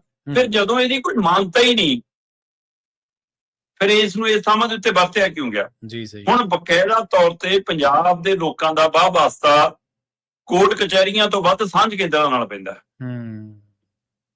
ਕਿਉਂਕਿ ਤੁਸੀਂ ਮੁੱਢਲਾ ਕੋਈ ਵੀ ਡਾਕੂਮੈਂਟ ਬਣਾਉਣਾ ਤੁਹਾਨੂੰ ਸਾਂਝ ਕੇਂਦਰ ਜਾਣਾ ਪੈਂਦਾ। ਸਹੀ ਹੈ। ਜਵਾਕ ਦੇ ਜੰਮਣ ਵਾਲੇ ਤੋਂ ਲੈ ਕੇ ਪਰਿਵਾਰ ਦੇ ਜੀ ਦੇ ਡੈਥ ਸਰਟੀਫਿਕੇਟ ਤੱਕ, ਉਹਦੇ ਵਿੱਚ ਜੋ ਕੁਝ ਵੀ ਆ ਜਾਵੇ, ਕੱਲ ਨੂੰ ਡੋਮਿਸਾਈਲ ਬਣਾਉਣਾ ਜੀ, ਆਹ ਚਾਹੀਦਾ ਜੀ, ਉਹ ਚਾਹੀਦਾ ਜੀ, ਕੋਈ ਗਰਦੌਰੀ ਲਈ ਚਾਹੀਦਾ ਜੀ, ਕੋਈ ਤੁਸੀਂ ਖਾਦ ਲੈਣੀ ਹੈ ਜੀ, ਉਹਦੇ ਲਈ ਕੋਈ ਚਾਹੀਦਾ ਜੀ, ਸਾਰਾ ਕੁਝ ਸਾਂਝ ਕੇਂਦਰਾਂ ਨਾਲ ਹੀ ਹੋ ਕੇ ਜਾਂਦਾ ਸਾਡਾ ਜੀ। ਤੇ ਹੁਣ ਕਹਿੰਦੇ ਜੀ ਸਾਂਝ ਕੇਂਦਰ ਦੇ ਵਿੱਚ ਤੁਹਾਡੇ ਆਇਡੈਂਟੀ ਪ੍ਰੂਫ ਵਜੋਂ ਜਾਂ ਤੁਹਾਡੇ ਐਡਰੈਸ ਪ੍ਰੂਫ ਵਜੋਂ ਆਧਾਰ ਕਾਰਡ ਦੀ ਮਾਨਤਾ ਨਹੀਂ। ਕਹਿੰਦੇ ਪਾਸਪੋਰਟ ਹੋਊਗਾ ਤਾਂ ਉਹ ਚੱਲ ਜੂਗਾ ਜੀ, ਵੋਟਰ ਕਾਰਡ ਹੋਊਗਾ ਤਾਂ ਉਹ ਚੱਲ ਜੂਗਾ, ਪੈਨ ਕਾਰਡ ਹੋਊਗਾ ਤਾਂ ਉਹ ਚੱਲ ਜੂਗਾ, ਤੇ ਜਾਂ ਫਿਰ ਡਰਾਈਵਿੰਗ ਲਾਇਸੈਂਸ ਹੋਊਗਾ ਤਾਂ ਉਹ ਚੱਲ ਜੂਗਾ। ਹੁਣ ਮੈਨੂੰ ਦੱਸੋ ਜੀ, ਹਰੇਕ ਵਿਅਕਤੀ ਦਾ ਪਾਸਪੋਰਟ ਬਣਿਆ? ਨਾ ਨਾ, ਬਿਲਕੁਲ ਨਹੀਂ। ਹਰੇਕ ਵਿਅਕਤੀ ਕੋਲ ਡਰਾਈਵਿੰਗ ਲਾਇਸੈਂਸ ਹੈਗਾ? SIR ਚੱਲ ਰਹੀ ਹੈ, 20 ਲੱਖ ਬੰਦਾ ਬਾਹਰ ਹੋ ਗਿਆ, ਤੇ ਜੇ ਉਹਨੂੰ ਹੁਣ ਕਿਸੇ ਚੀਜ਼ ਦੀ ਲੋੜ ਪੈ ਜਾਏ ਹੋਣਗੇ ਤੇਰੇ ਤਾਂ ਵੋਟਰ ਕਾਰਡ ਵੀ ਨਹੀਂ ਮਾਨਤਾ ਪ੍ਰਾਪਤ, ਕਿੱਧਰ ਜਾਊਗਾ? ਦੱਸੋ ਮੈਨੂੰ। ਉਹ ਤੋਂ ਬਿਨਾਂ ਹਰੇਕ ਬੰਦਾ ਸਰਕਾਰੀ ਨੌਕਰੀ ਲੱਗਿਆ ਜੀ, ਉਹਦਾ ਸਰਕਾਰੀ ID ਕਾਰਡ ਚੱਲ ਜੂਗਾ ਜੀ। ਸਹੀ ਹੈ। ਦੱਸੋ ਫਿਰ ਇੱਕੋ ਇੱਕ ਆਧਾਰ ਕਾਰਡ ਸੀ ਜਿਹੜਾ ਹਰੇਕ ਕੋਲ ਸੀ ਜੀ, ਤੁਸੀਂ ਉਸ ਨੂੰ ਬਾਹਰ ਕਰ ਰਹੇ ਹੋ। ਬਕਾਇਦਾ ਤੌਰ ਤੇ ਰਿਪੋਰਟ ਹੈ ਮੇਰੇ ਕੋਲ, ਪ੍ਰਕਾਸ਼ਿਤ ਖਬਰ ਹੈ ਜੀ ਜੀ। ਪੰਜਾਬ ਪੁਲਿਸ ਨੇ ਰਾਜ ਭਰ ਦੇ ਸਾਂਝ ਕੇਂਦਰਾਂ ਵਿੱਚ ਨਾਗਰਿਕ ਸੇਵਾਵਾਂ ਲਈ ਆਧਾਰ ਕਾਰਡ ਨੂੰ ਪਛਾਣ ਪੱਤਰ ਅਤੇ ਪਤੇ ਦੇ ਸਬੂਤ ਵਜੋਂ ਸਵੀਕਾਰਨਾ ਰੱਦ ਕਰ ਦਿੱਤਾ ਹੈ। ਪੰਜਾਬ ਪੁਲਿਸ ਹੈੱਡਕੁਆਟਰ ਵੱਲੋਂ ਇਸ ਸੰਬੰਧੀ ਸਾਰੇ ਪੁਲਿਸ ਕਮਿਸ਼ਨਰਾਂ ਜੀ, ਸੀਨੀਅਰ ਪੁਲਿਸ ਕਪਤਾਨਾਂ ਅਤੇ ਸਾਂਝ ਕੇਂਦਰਾਂ ਨੂੰ ਨਵੇਂ ਨਿਰਦੇਸ਼ ਜਾਰੀ ਕਰ ਦਿੱਤੇ ਹਨ। ਇਸ ਫੈਸਲੇ ਤੋਂ ਬਾਅਦ ਹੁਣ ਸਾਂਝ ਕੇਂਦਰਾਂ ਵਿੱਚ ਕਿਸੇ ਵੀ ਸੇਵਾ ਲਈ ਆਧਾਰ ਕਾਰਡ ਪਛਾਣ ਜਾਂ ਪਤੇ ਦੇ ਸਬੂਤ ਵਜੋਂ ਪ੍ਰਵਾਨ ਨਹੀਂ ਕੀਤਾ ਜਾਵੇਗਾ। ਦੱਸੋ ਜੀ ਫਿਰ ਮੈਨੂੰ ਜੀ ਕੀ ਪ੍ਰਵਾਨ ਕੀਤਾ ਜਾਵੇਗਾ? ਸੋ ਜੇ ਤੁਸੀਂ ਇਹਨਾਂ ਚੀਜ਼ਾਂ ਨੂੰ ਨਾਗਰਿਕਤਾ ਸਬੂਤ ਨਹੀਂ ਮੰਨਦੇ, ਪਹਿਚਾਣ ਦਾ ਸਬੂਤ ਨਹੀਂ ਮੰਨਦੇ, ਪਤੇ ਦਾ ਸਬੂਤ ਨਹੀਂ ਮੰਨਦੇ, ਫਿਰ ਤੁਸੀਂ ਇਹ ਤਾਂ ਦੱਸੋ ਕਿ ਨਾਗਰਿਕਤਾ ਦਾ ਸਬੂਤ ਕੀ ਹੈ? ਉਹਦਾ ਤੁਰੰਤ ਉਹਨੂੰ ਜਿਹੜੀ ਦਸਤਾਵੇਜ਼ ਦੀ ਲੋੜ ਆ ਉਹਦੇ ਲਈ ਉਹ ਕੀ ਕਰੇ? ਸੋ ਇਹ ਨਵੀਆਂ ਮੁਸ਼ਕਲਾਂ, ਨਵੀਆਂ ਉਲਝਣਾਂ ਪੈਦਾ ਕੀਤੀਆਂ ਜਾ ਰਹੇ ਨੇ ਮਸਲੇ ਸੁਲਝਾਉਣ ਦੀ ਬਜਾਏ। ਜੀ ਬਿਲਕੁਲ। ਅਗਲੀ ਗੱਲ ਕਰੀਏ ਹਾਈ ਕੋਰਟ ਦੀ। ਪਿਛਲੇ ਦਿਨਾਂ ਦੇ ਵਿੱਚ ਆਪਾਂ ਗੱਲ ਕੀਤੀ ਸੀ, ਲੰਘੇ ਦਿਨਾਂ ਦੇ ਵਿੱਚ, ਕਿ ਪੰਜਾਬ ਸਰਕਾਰ ਨੂੰ ਝਟਕਾ ਲੱਗਿਆ ਮੁਲਾਜ਼ਮਾਂ ਨੂੰ ਜਿਹੜਾ DA ਦੇਣਾ ਸੀ ਉਸ ਮਾਮਲੇ ਦੇ ਵਿੱਚ। ਹੁਣ ਸੁਣਨ ਦੇ ਵਿੱਚ ਆ ਰਿਹਾ ਕਿ ਹਾਈ ਕੋਰਟ ਨੇ ਪੰਜਾਬ ਸਰਕਾਰ ਨੂੰ ਇੱਕ ਹੋਰ ਨਵਾਂ ਝਟਕਾ ਦੇ ਦਿੱਤਾ ਜੀ। ਦੇਖੋ, ਇਹਨਾਂ ਨੂੰ ਹੁਣ ਆਦਤ ਪੈ ਗਈ ਜੀ, ਝਟਕਿਆਂ ਝੁਟਕਿਆਂ ਨੂੰ ਇਹਨਾਂ ਨੂੰ ਕੋਈ ਫਰਕ ਨਹੀਂ ਪੈਂਦਾ। ਬਸ਼ਰਮਾ ਦੀ ਡੁੱਲੀ ਦਾਲ ਉਹ ਕਹਿੰਦਾ ਅਸਾਂ ਲਿਟ ਖਾਂਦੇ ਆ, ਤੇ ਕੋਈ ਫਰਕ ਹੀ ਨਹੀਂਗਾ ਹੁਣ। ਪਹਿਲਾਂ ਇਹਨਾਂ ਨੂੰ D ਵਾਲਾ ਮਾਮਲਾ ਸੀਗਾ, D ਵਾਲੇ ਮਾਮਲੇ ਦੇ ਉੱਤੇ ਕੰਨੀ ਕਤਰਾਉਂਦੇ ਨਜ਼ਰ ਆਏ, ਭੱਜਦੇ ਨਜ਼ਰ ਆਏ, ਜਵਾਬ ਦੇਣ ਤੋਂ ਕਤਰਾਉਂਦੇ ਨਜ਼ਰ ਆਏ, ਬਹਾਨੇ ਲੱਭਦੇ ਨਜ਼ਰ ਆਏ, ਲੌਜਿਕ ਜਿਹੜੇ ਤਰੀਕੇ ਨਾਲ ਦੇ ਰਹੇ ਸੀ ਉਹ ਲੌਜਿਕ ਟਿਕ ਨਹੀਂ ਪਾ ਰਹੇ ਸੀ। ਇੱਕ ਲੌਜਿਕ ਇਹਨਾਂ ਦਾ ਠੋਸ ਵੀ ਸੀਗਾ, ਉਹਦੇ ਬਾਵਜੂਦ ਵੀ ਉਸ ਦੀ ਕਾਟ ਵੱਡੀ ਸੀ ਮੁਲਾਜ਼ਮਾਂ ਦੇ ਕੋਲ। ਇਹ ਕਹਿੰਦੇ ਵੀ ਸਾਡਾ ਜਿਹੜਾ DA ਦਾ ਮਾਮਲਾ ਹੈ ਕਿ ਸਾਡਾ ਅਸੀਂ 18% ਕਿਉਂ ਦਈਏ ਜਦੋਂ ਅਸੀਂ ਤਨਖਾਹ ਇਹਨਾਂ ਨੂੰ ਕੇਂਦਰ ਵਾਲੇ ਪੈਟਰਨ ਤੋਂ ਵੱਧ ਦੇ ਰਹੇ, ਤੇ ਜੇ ਤਨਖਾਹ ਇਹ ਪੰਜਾਬ ਪੈਟਰਨ ਤੇ ਲੈ ਰਹੇ ਨੇ ਤਾਂ DA ਵੀ ਪੰਜਾਬ ਪੈਟਰਨ ਤੇ ਲੈਣ। ਸਹੀ ਹੈ। ਤੇ ਜੇ DA ਕੇਂਦਰ ਵਾਲੇ ਪੈਟਰਨ ਤੇ ਲੈਣਾ ਹੈ ਤਾਂ ਤਨਖਾਹ ਵੀ ਸੈਂਟਰਲ ਪੈਟਰਨ ਤੇ ਲੈ ਲੈਣ। ਮਤਲਬ ਉਦਾਹਰਨ ਕੀ ਦਿੰਦੇ ਨੇ ਕਿ ਪੰਜਾਬ ਦੇ ਕਲਰਕ ਦੀ ਤਨਖਾਹ ਹੈਗੀ ਹੈ 54 ਤੋਂ 58,000। ਠੀਕ ਹੈ। ਤੇ ਉੱਥੇ ਵਾਲੇ ਦੀ ਹੈਗੀ ਹੈ 40,000 ਦੇ ਗੇਟ 'ਚ, ਸੈਂਟਰ ਵਾਲੇ ਦੀ। ਸੋ ਇਹਨਾਂ ਨੂੰ ਤਨਖਾਹ ਜੇ ਵੱਧ ਮਿਲ ਰਹੀ ਆ ਤਾਂ ਫਿਰ ਉਹਦੇ ਵਾਸਤੇ ਜੇ DA ਘੱਟ ਆ ਫਿਰ ਇਹਨਾਂ ਨੂੰ ਕੀ ਫਰਕ ਪੈਂਦਾ? ਕੁੱਲ ਮਿਲਾ ਕੇ ਤਾਂ ਵੀ ਸਾਡਾ ਵੱਧ ਹੈ। ਮੁਲਾਜ਼ਮ ਕਹਿੰਦੇ ਠੀਕ ਆ, ਵੀ ਤੁਸੀਂ ਇਹ ਪੈਟਰਨ ਵਾਲਾ ਫਾਰਮੂਲਾ ਦਿੰਦੇ ਹੋ ਤੇ ਫਿਰ ਸਾਨੂੰ ਇੰਨਾ ਦੱਸ ਦਿਓ, ਤੁਹਾਡੇ ਵੱਡੇ ਅਧਿਕਾਰੀ ਨੇ ਜਿਹੜੇ ਬਿਊਰੋਕਰੇਟਸ, IAS IPS, ਉਹਨਾਂ ਨੂੰ ਕਿਉਂ ਤੁਸੀਂ ਕੇਂਦਰ ਵਾਲਾ 18% DA ਦਿੱਤਾ? ਸਹੀ, ਸਾਡੇ ਨਾਲ ਵਿਤਕਰਾ ਕਿਉਂ ਹੈ? ਉਹਨਾਂ ਨੂੰ ਵੀ ਦੇ ਦਿਓ ਫਿਰ ਪੰਜਾਬ ਪੈਟਰਨ ਨਾਲ। ਸਹੀ ਹੈ, ਬਿਲਕੁਲ ਜੀ। ਉਹਨਾਂ ਨੂੰ ਤਾਂ ਪਹਿਲੇ ਦਿਨ ਤੋਂ ਲਾਗੂ ਹੋ ਜਾਂਦਾ, ਤੇ ਸਾਡੀ ਵਾਰ ਨੂੰ ਅਸੀਂ ਕਚਹਿਰੀਆਂ 'ਚ ਧੱਕੇ ਖਾਂਦੇ ਫਿਰ ਰਹੇ ਹਾਂ। ਡਰਦੇ ਆ ਨਾ ਉਹਨਾਂ ਤੋਂ। ਸਾਰੇ ਲੌਜਿਕ ਇਹਨਾਂ ਦੇ ਇੱਥੇ ਮੁੱਕ ਜਾਂਦੇ ਨੇ। ਕਿਉਂ ਨਾਲ ਹੀ ਕਿਉਂ? ਸੋ ਇਸ ਲਈ ਉਹ ਝਟਕਿਆਂ ਦੇ ਬਾਵਜੂਦ ਵੀ ਅਜੇ ਵੀ ਕਮੇਟੀ ਬਣਾ ਦਿੰਦੇ ਆ ਜੀ, ਕਰ ਰਹੇ ਨੇ। ਅਸਲ 'ਚ ਹੁਣੇ ਸੁਪਰੀਮ ਕੋਰਟ ਭੱਜਣ ਨੂੰ ਫਿਰਦੇ ਨੇ। ਠੀਕ ਹੈ ਜੀ। ਪਰ ਜਿਹੜਾ ਹੁਣ ਨਵਾਂ ਝਟਕਾ ਲੱਗਿਆ ਉਹ ਲੱਗਿਆ ਜੀ ਪ੍ਰਾਈਵੇਟ ਸਕੂਲਾਂ ਦੀ 5% ਫੀਸ ਵਾਧੇ ਵਾਲੀ ਪਿਛਲੇ 3 ਸਾਲ ਦਾ ਬਕਾਇਆ ਮਾਪਿਆਂ ਨੂੰ ਦਿਵਾਉਣ ਵਾਲਾ। ਠੀਕ ਹੈ ਜੀ। ਪ੍ਰਵੀਨ ਜੀ, ਜਦੋਂ ਇਹ ਫੈਸਲਾ ਕੀਤਾ ਸੀ ਪੰਜਾਬ ਸਰਕਾਰ ਨੇ ਕਿ ਪ੍ਰਾਈਵੇਟ ਸਕੂਲਾਂ ਨੇ ਜੇ 5% ਤੋਂ ਵੱਧ ਫੀਸ ਵਧਾਈ ਤਾਂ ਅਸੀਂ ਵਾਪਸ ਕਰਾਵਾਂਗੇ ਮਾਪਿਆਂ ਨੂੰ, ਤਾਂ ਆਪਾਂ ਉਹਦਾ ਸਵਾਗਤ ਕੀਤਾ ਸੀਗਾ, ਸਵਾਗਤਯੋਗ ਕਦਮ ਹੈ, ਜੀ ਇਹ ਸਹੀ ਕਾਰਵਾਈ ਹੈ। ਪਰ ਆਪਾਂ ਕਿੰਨੇ ਹੀ ਮਾਮਲਿਆਂ 'ਚ ਇਸ ਉੱਤੇ ਵੀ ਨੁਕਤਾਚੀਨੀ ਕੀਤੀ ਸੀ ਵੀ ਕਿ ਕਿਤੇ ਇਹ ਤਾਂ ਨਹੀਂਗਾ ਕਿ ਸਰਕਾਰ ਲੋਕਾਂ ਨੂੰ ਦਿਖਾਉਣ ਲਈ ਪ੍ਰਚਾਰ ਵੀ ਕਰ ਦਿੰਦੀ ਆ ਜੀ, ਫੈਸਲੇ ਵੀ ਲੈ ਲੈਂਦੀ ਆ, ਫਿਰ ਆਪਣੀ ਧਿਰ ਵੱਲੋਂ ਕਿਸੇ ਵੱਲੋਂ ਰਿਟ ਪਵਾ ਦਿਓ, ਪਟੀਸ਼ਨ ਪਵਾ ਦਿਓ, ਅਦਾਲਤ ਦੇ ਗੇਟ 'ਚ ਫੜਾ ਦਿਓ ਤੇ ਕੰਮ ਫਸ ਜਾਂਦਾ। ਕੀ ਹੁਣ ਇਹ ਉਹ ਮਾਮਲਾ ਜੀ? ਲੋਕਾਂ ਨੂੰ ਦੱਸਣ ਦੇ ਲਈ, ਪ੍ਰਚਾਰ ਕਰਨ ਦੇ ਲਈ ਇਹ ਵੱਡੀ ਗੱਲ ਜੀ ਕਿ ਦੇਖੋ ਜੀ ਪ੍ਰਾਈਵੇਟ ਸਕੂਲ ਲੁੱਟ ਕਰਦੇ ਨੇ। ਬਈ ਜੇ ਪ੍ਰਾਈਵੇਟ ਸਕੂਲ ਲੁੱਟ ਕਰਦੇ ਨੇ, ਤੁਸੀਂ ਉਹਦੇ ਬਦਲ ਦੇ ਵਿੱਚ ਜਿੰਨੇ ਬੱਚੇ ਪੰਜਾਬ 'ਚ ਹੈਗੇ ਉਨੇ ਸਕੂਲ ਦੇਤੇ ਸਰਕਾਰੀ। ਸਹੀ ਹੈ, ਕੰਪੀਟੀਸ਼ਨ ਹੈ ਤੁਹਾਡਾ। ਦੇਖੋ, ਜਾਂ ਤਾਂ ਪ੍ਰਾਈਵੇਟ ਸਕੂਲ ਦੇ ਵਿੱਚ ਪੈਸੇ ਦਾ ਧਨਾੜ ਬੰਦਾ ਜਾਂਦਾ ਜੀ ਕਿ ਵੀ ਮੈਨੂੰ ਕੋਈ ਪਰਵਾਹ ਨਹੀਂ, ਫਿਰ ਉੱਥੇ ਵੀ ਮੁਕਾਬਲਾ ਹੁੰਦਾ ਕਿ ਕਿਹੜੇ ਸਕੂਲ 'ਚ ਪੜ੍ਹ ਰਿਹਾ ਪ੍ਰਾਈਵੇਟ 'ਚ। 500 ਰੁਪਇਆ ਮਹੀਨਾ ਫੀਸ ਵਾਲਾ ਵੀ ਹੈਗਾ, 50,000 ਰੁਪਇਆ ਮਹੀਨਾ ਫੀਸ ਵਾਲਾ ਵੀ ਸਕੂਲ ਹੈਗਾ। ਬਿਲਕੁਲ ਜੀ। ਸੋ ਇਸ ਲਈ ਇਹ ਵੀ ਤੁਸੀਂ ਤੈਅ ਨਹੀਂ ਕਰ ਸਕਦੇ ਸਾਰੇ ਪ੍ਰਾਈਵੇਟ ਨੂੰ ਇੱਕ ਕੈਟਾਗਰੀ 'ਚ ਰੱਖ ਲਓਗੇ ਜੀ ਜੀ। ਪਰ ਜੇ ਉਹ ਪੈਸੇ ਵਾਲਾ ਜਿੰਨੀ ਸਮਰੱਥਾ ਉਹਨੇ ਵਾਲੇ 'ਚੋਂ ਪੜ੍ਹਾ ਰਿਹਾ, ਦੂਸਰਾ ਜਾਂ ਲਾਈ ਲਾ ਕੇ ਜਾਂਦਾ ਇਕੱਲਾ, ਜੇ ਸਾਡੇ ਸਰੀਕੇ ਦਾ ਜਾਂਦਾ ਤਾਂ ਸਾਡਾ ਕਿਉਂ ਨਹੀਂ ਜਾਊਗਾ? ਸਹੀ ਹੈ। ਫਿਰ ਚਾਹੇ ਕਰਜ਼ਾ ਲੈ ਕੇ ਆੜਤੀ ਤੋਂ ਪੈਸੇ ਫੜ ਕੇ ਨਾ ਭੇਜਣਾ ਪਵੇ, ਤਾਂ ਵੀ ਟਾਈ ਲਾ ਕੇ ਸਵੇਰੇ 4 ਵਜੇ ਬੱਸ 'ਚ ਜਵਾਕ ਚੜਾਵਾਂਗੇ ਅਸੀਂ, ਹੈਨਾ। ਇੱਕ ਉਹ ਹੈ। ਤੀਜੀ ਤੇ ਉਹ ਹੈ ਕਿ ਜਿਹਦੇ ਕੋਲ ਮਜਬੂਰੀ ਹੈ ਕਿ ਸਰਕਾਰੀ ਸਕੂਲਾਂ ਦੇ ਤੱਕ ਉਹਦੀ ਪਹੁੰਚ ਹੀ ਨਹੀਂ ਹੋ ਪਾ ਰਹੀ, ਕਿਉਂਕਿ ਉੱਥੇ ਨਾ ਟੀਚਰ ਪੂਰੇ ਮਿਲਦੇ ਨੇ, ਨਾ ਪੜ੍ਹਾਈ ਦਾ ਪ੍ਰਬੰਧ ਪੂਰਾ ਮਿਲਦਾ ਹੈ, ਨਾ ਸਕੂਲ ਦੇ ਵਿੱਚ ਬੱਚਿਆਂ ਨੂੰ ਉਨੀ ਗਿਣਤੀ ਦੇ ਹਿਸਾਬ ਨਾਲ ਸਹੀ ਹੈ। ਇਸ ਲਈ ਮਜਬੂਰਨ ਕੋਈ ਨਾ ਕੋਈ, ਚਾਹੇ ਉੱਥੇ ਅਧਿਆਪਕ ਵੀ ਕਾਬਲ ਨਹੀਂ ਹੋਣ ਪੂਰੇ, ਉਹਨਾਂ ਦੀਆਂ ਡਿਗਰੀਆਂ ਵੀ ਪੂਰੀਆਂ ਹੋਣ, ਤਾਂ ਵੀ ਉੱਥੇ ਭੇਜ ਰਿਹਾ। ਸੋ ਇਹ ਸਾਰੇ ਵਰਤਾਰੇ ਨੇ। ਸਰਕਾਰ ਢਾਂਚਾ ਉਪਲਬਧ ਕਰਾਵੇ ਜੀ ਕਿ ਲੈ ਵੀ ਸਾਡੇ ਕੋਲ ਸਰਕਾਰੀ ਸਕੂਲਾਂ 'ਚ ਖੁਦ ਮੰਤਰੀ ਸਾਹਿਬ, ਸਿੱਖਿਆ ਮੰਤਰੀ ਸਾਹਿਬ ਦੱਸੀ ਜਾਂਦੇ ਨੇ ਕਿ ਅਸੀਂ ਸਿੱਖਿਆ 'ਚ ਨੰਬਰ 1 ਜੀ, ਉਹ ਸਾਡੇ ਮਾਸਟਰਾਂ ਦੀ ਇੰਨੀ ਕਮੀ ਹੈ ਜੀ, ਸਕੂਲਾਂ 'ਚ ਇੰਨੀਆਂ ਪੋਸਟਾਂ ਖਾਲੀ ਨੇ ਜੀ। ਫਿਰ ਕਿਹੜੀ ਸਿੱਖਿਆ ਕ੍ਰਾਂਤੀ ਹੈ ਤੇ ਕਿਹੜਾ ਨੰਬਰ 1 ਹੈ ਜੀ? ਅਧਿਆਪਕਾਂ ਤੋਂ ਬਿਨਾਂ ਸਕੂਲ ਕੀ, ਇਹ ਤਾਂ ਦੱਸੋ ਮੈਨੂੰ। ਸੋ ਇਸ ਲਈ ਤੁਸੀਂ ਜਾਂ ਤਾਂ 2 ਨਿਯਮ ਬਣਾਉਂਦੇ ਕਿ ਬਈ ਪੰਜਾਬ ਦੇ ਵਿੱਚ ਇੰਨੀ ਰੇਸ਼ੋ ਹੈ ਬੱਚਿਆਂ ਦੀ, 18 ਬੱਚਿਆਂ ਪਿੱਛੇ 1 ਅਧਿਆਪਕ, ਤੇ ਇੰਨੇ ਖੇਤਰ ਦੇ ਪਿੱਛੇ ਇੰਨੇ ਸਰਕਾਰੀ ਸਕੂਲ, ਆ ਲਓ ਜੀ ਪੜਾਓ ਸਰਕਾਰੀ ਦੇ ਵਿੱਚ। ਦੂਜਾ ਬਣਾ ਦਿਓ ਨਿਯਮ, ਫਿਰ ਤੁਸੀਂ ਵਿਦੇਸ਼ਾਂ 'ਚ ਭੇਜਦੇ ਹੋ ਸਰਵੇ ਕਰਨ, ਮਾਸਟਰਾਂ ਨੂੰ ਟ੍ਰੇਨਿੰਗ ਦੇਣ, ਕੈਂਪ ਦੇਣ, ਲਾ ਦਿਓ ਕਿ ਪਿੰਡਾਂ ਦੇ 5 ਕਿਲੋਮੀਟਰ ਦੇ ਦਾਇਰੇ ਦੇ ਵਿੱਚ ਜਿਹੜਾ ਵੀ ਸਰਕਾਰੀ ਸਕੂਲ ਆਊਗਾ, ਹਰ ਬੰਦੇ ਨੂੰ ਉੱਥੇ ਦੇ ਸਕੂਲ 'ਚ ਪੜਾਉਣਾ ਪਊਗਾ, ਚਾਹੇ ਉਹ ਡੀਸੀ ਆ ਜਾਵੇ, ਚਾਹੇ ਥਾਣੇਦਾਰ ਆ ਜਾਵੇ, ਚਾਹੇ SSP ਆ ਜਾਵੇ, ਚਾਹੇ ਸਰਪੰਚ ਆ ਜਾਵੇ, ਉਹਦੇ ਨਿਆਣੇ, ਉਹਦੇ ਦੋਤੇ ਪੋਤੇ ਉੱਥੇ ਹੀ ਪੜਨਗੇ। ਫਿਰ ਜੀ 5 ਕਿਲੋਮੀਟਰ ਤੋਂ ਦੂਰ ਬੱਚਾ ਨਹੀਂ ਜਾਊਗਾ। ਕਰੋ ਨਾ ਉਹਦਾ ਪ੍ਰਬੰਧ। ਸੋ ਜਦੋਂ ਤੁਸੀਂ ਉਪਲਬਧਤਾ ਨਹੀਂ ਦੇ ਰਹੇ ਤਾਂ ਲੋਕ ਪ੍ਰਾਈਵੇਟ ਵੱਲ ਨੂੰ ਬੱਜੇ ਤੇ ਦੁਕਾਨਾਂ ਵੱਡੀਆਂ ਬਣ ਗਈਆਂ। ਹੁਣ ਉਹ ਵੱਡੀਆਂ ਦੁਕਾਨਾਂ ਕਿਹਦੀਆਂ ਨੇ? ਕਾਰਪੋਰੇਟ ਘਰਾਣਿਆਂ ਦੀਆਂ, ਕਾਰੋਬਾਰੀਆਂ ਦੀਆਂ। ਉਹ ਕਾਰੋਬਾਰੀ ਜਿਨ੍ਹਾਂ ਦੀ ਜਾਂ ਤਾਂ MLA ਮੰਤਰੀਆਂ ਨਾਲ ਉੱਠਣੀ ਬੈਠਣੀ ਆ ਜਾਂ ਹਿੱਸੇਦਾਰੀ ਹੈ। ਸਹੀ ਹੈ। ਤੇ ਜੇ ਤੁਹਾਡੇ ਹੀ ਸਕੂਲ ਨੇ, ਫਿਰ ਤੁਸੀਂ ਆਪਣੇ ਸਕੂਲਾਂ ਤੋਂ ਫੀਸਾਂ ਵਾਪਸ ਕਿਉਂ ਕਰਾਓਗੇ? ਹਾਂ, ਪ੍ਰਚਾਰ ਦੇ ਲਈ ਵਧੀਆ, ਕਿੰਨੇ ਕੁ ਮਾਪਿਆਂ ਨੂੰ ਫਾਇਦਾ ਹੋਣਾ, ਕਿੰਨੇ ਕੁ ਨੂੰ ਨਹੀਂ, ਇਹ ਵੱਡੀ ਗੱਲ ਨਹੀਂ ਹੈਗੀ। ਵੱਡੀ ਗੱਲ ਇਹ ਹੈ ਕਿ ਤੁਸੀਂ ਉਹਦੇ ਬੋਰਡ ਬੈਨਰ ਕਿੰਨੇ ਲਾ ਕੇ ਪ੍ਰਚਾਰ ਕਰਨਾ ਕਿ ਲਓ ਜੀ ਪਿਛਲੇ 3 ਸਾਲਾਂ ਦਾ ਅਸੀਂ ਮਾਪਿਆਂ ਨੂੰ ਪੈਸੇ ਵਾਪਸ ਕਰਾਤੇ। ਵਾਪਸ ਚਾਹੇ 1000 ਬੰਦੇ ਨੂੰ ਹੋਣ, ਚਾਹੇ 500 ਬੰਦੇ ਨੂੰ ਹੋਣ, ਪ੍ਰਚਾਰ ਦੇ ਲਈ ਪੂਰੇ ਪੰਜਾਬ 'ਚ ਹੈਗਾ ਤੁਹਾਡੇ ਕੋਲ ਟੰਡੂ ਰਾਬਟਨ ਜੀ। ਹਾਂ, ਦਿੱਲੀ ਦੇ ਵਿੱਚ ਇਹ ਫਾਰਮੂਲਾ ਅਪਣਾਇਆ ਸੀ, ਕੁਝ ਨੂੰ ਪੈਸੇ ਵਾਪਸ ਆਏ ਸੀ, ਇੱਥੇ ਲਿਆਂਦਾ ਤੁਸੀਂ। ਹੁਣ ਇੱਥੇ ਤੁਸੀਂ ਆਰਡੀਨੈਂਸ ਜਾਰੀ ਕਰ ਰਹੇ ਹੋ, ਇੱਕ ਨੋਟੀਫਿਕੇਸ਼ਨ ਜਾਰੀ ਕਰ ਰਹੇ ਹੋ, ਤੇ ਇੱਕ ਤੇ ਅਦਾਲਤ ਚਲੀ ਗਈ ਪ੍ਰਾਈਵੇਟ ਵਾਲੇ ਖੇਤਰ ਤੋਂ ਕਿ ਨਹੀਂ ਜੀ ਸਾਡੇ ਨਾਲ ਧੱਕਾ ਹੈ, ਸਰਕਾਰ ਨੇ ਲਾਗੂ ਕਰਨਾ ਹੈ, ਨਵੇਂ ਤੋਂ ਕਰੇ, ਪਿਛਲੇ ਤੋਂ ਕਿਵੇਂ ਲਾਗੂ ਕਰ ਸਕਦੀ ਹੈ? ਇਹ ਚੋਰ-ਮੋਰੀ ਛੱਡੀ ਸੀ ਬਿਲਕੁਲ ਜੀ, ਕਿ ਜੀ ਪਿੱਛੇ ਤੋਂ ਨਹੀਂ ਜਾਂਦਾ। ਤੁਸੀਂ ਕਹਿੰਦੇ ਕਿ ਹੁਣ ਤੋਂ ਨਹੀਂ ਕੋਈ ਲਊਗਾ, ਕਰ ਦੋ ਪਰਮਾਨੈਂਟ, ਲਿਆਓ ਕੈਬਨਿਟ 'ਚ ਲਿਆਓ, ਵਿਧਾਨ ਸਭਾ ਸੈਸ਼ਨ ਚੱਲਦਾ ਹੁਣੇ, ਲਾਉਂਗੇ, ਉਹ ਦੇਖਦੇ ਆ ਫਿਰ ਰਾਜਪਾਲ ਲਾਉਂਦਾ ਕਿ ਨਹੀਂ ਲਾਉਂਦਾ। ਸਹੀ ਹੈ। ਔਰ ਵਿਰੋਧੀ ਧਿਰ ਕਿਹੜੀ ਦੇ ਉਲਟ ਖੜਦੀ ਹੈ ਦੱਸੇ ਮੈਨੂੰ, ਤੇ ਲਿਆਓ ਨਾ ਕਿ ਹਾਂ ਅਸੀਂ ਕਾਨੂੰਨ ਬਣਾਉਣੇ ਆ ਜੀ, ਕੋਈ ਵੀ ਪ੍ਰਾਈਵੇਟ ਸਕੂਲ ਚਾਹੇ ਉਹ ਛੋਟਾ ਹੈ, ਚਾਹੇ ਬੜਾ, ਚਾਹੇ ਬੜੇ ਤੋਂ ਬੜਾ ਜੀ, ਹਰ ਸਾਲ 5% ਤੋਂ ਵੱਧ ਕਿਸੇ ਵੀ ਰੂਪ 'ਚ, ਫੰਡ ਦੇ ਰੂਪ 'ਚ, ਫੀਸ ਦੇ ਰੂਪ 'ਚ ਕੁਝ ਨਹੀਂ ਵਾਧਾ ਕਰ ਸਕਦਾ। ਤੇ ਉਹਦਾ ਕੋਈ ਪੈਮਾਨਾ ਤਾਂ ਤੈਅ ਕਰੋ। ਤੁਹਾਤੋਂ ਤਾਂ ਅਜੇ ਤੱਕ ਬੱਸ ਅੱਡਿਆਂ ਦੇ ਉੱਤੇ ਸਮੋਸੇ ਵੇਚਣ ਵਾਲੇ, ਭਟੂਰੇ ਵੇਚਣ ਵਾਲੇ ਨਹੀਂ ਸੈੱਟ ਹੁੰਦੇ। ਸਹੀ ਹੈ ਜੀ। ਉਹ 20 ਰੁਪਈਆਂ ਦੀ ਪਲੇਟ ਕਹਿ ਕੇ 200 ਮੰਗ ਲੈਂਦੇ, ਬਾਅਦ 'ਚ ਉੱਥੇ ਰੋਜ਼ ਲੜਾਈਆਂ ਹੁੰਦੀਆਂ ਬੱਸ ਅੱਡਿਆਂ ਤੇ। ਹੁੰਦੀਆਂ। ਸੋ ਤਾਂ ਉਹ ਨਹੀਂ ਅਜੇ ਤੱਕ ਸੈੱਟ ਆਏ। ਢਾਬਿਆਂ ਵਾਲੇ, ਦੁਕਾਨਾਂ ਵਾਲੇ, ਫੜੀਆਂ ਵਾਲੇ, ਤੇ ਤੁਸੀਂ ਸਕੂਲਾਂ ਨੂੰ ਸੈੱਟ ਕਰ ਲਓਗੇ। ਇਹਦਾ ਮਤਲਬ ਇਹ ਖੇਲ ਹੈ, ਲੋਕਾਂ ਨੂੰ ਦਿਖਾਉਣ ਨੂੰ ਅਸੀਂ ਕੀਤਾ ਸੀ, ਪਰ ਫੰਡ ਲੈਣ ਦੇ ਲਈ ਉਹਨਾਂ ਨੂੰ ਰਾਹਤ ਦੇਤੀ, ਕਿਉਂਕਿ ਮੁਰੇ ਚੋਣਾਂ ਆ ਰਹੀਆਂ, ਇਹਨਾਂ ਹੀ ਘਰਾਣਿਆਂ ਤੋਂ ਫੰਡ ਲੈਣੇ ਆ।